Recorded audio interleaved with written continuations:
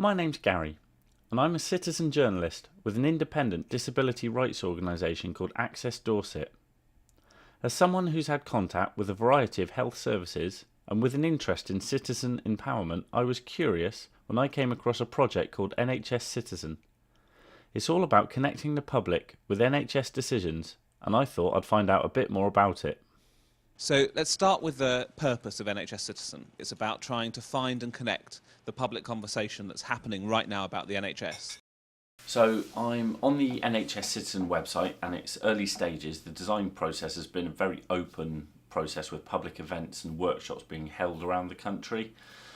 These have all been webcast and can be found online, so I'm going to take a look and see what it's all about. Our scope is the board of NHS England wanting to listen more effectively directly to patients. The first promise is no wrong door. We're inviting people, we're encouraging people, we're giving them permission, we're giving them space. But also, how does it deliver on the second promise, which is every issue answered? We shouldn't be afraid of saying we don't know.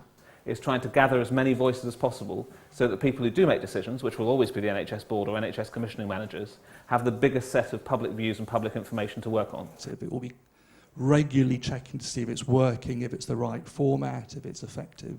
There is such an obvious conversation about culture change. The culture change is about getting those people to feel that they're actually being heard. How do you create an environment where it is okay to raise things? How do we ensure that we engage patient voice? It's about conversations. It's because this has to be a two-way flow. Most important thing is it needs to be inclusive. It needs to be understood by the wider audience who are not able to, use IT and so on. You've got to have on the ground people who are already linked into organisations. Surely it's better to allow that to be driven by the people who want to talk about an issue, rather than artificially saying, oh, well, these are like important issues, let's talk about them. Well, it's quite clear that NHS Citizen isn't a complaints service. It seems the NHS want to share responsibility with us, the public, which to me sounds great.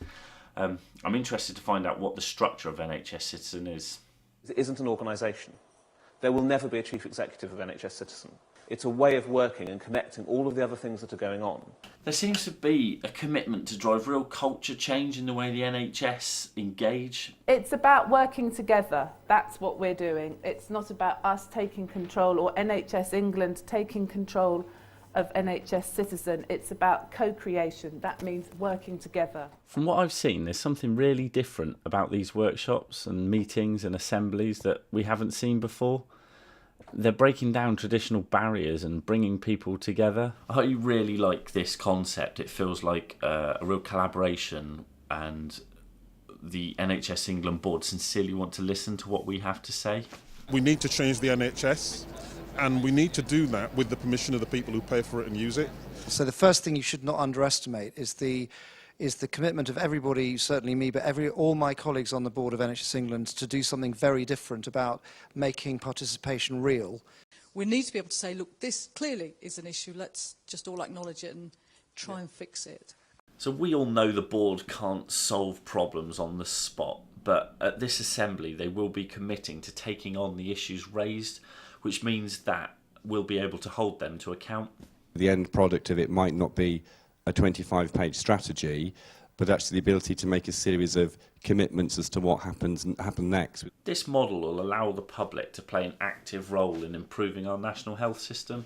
I think that's a brilliant concept, but is this amount of culture change really possible, or am I being too cynical?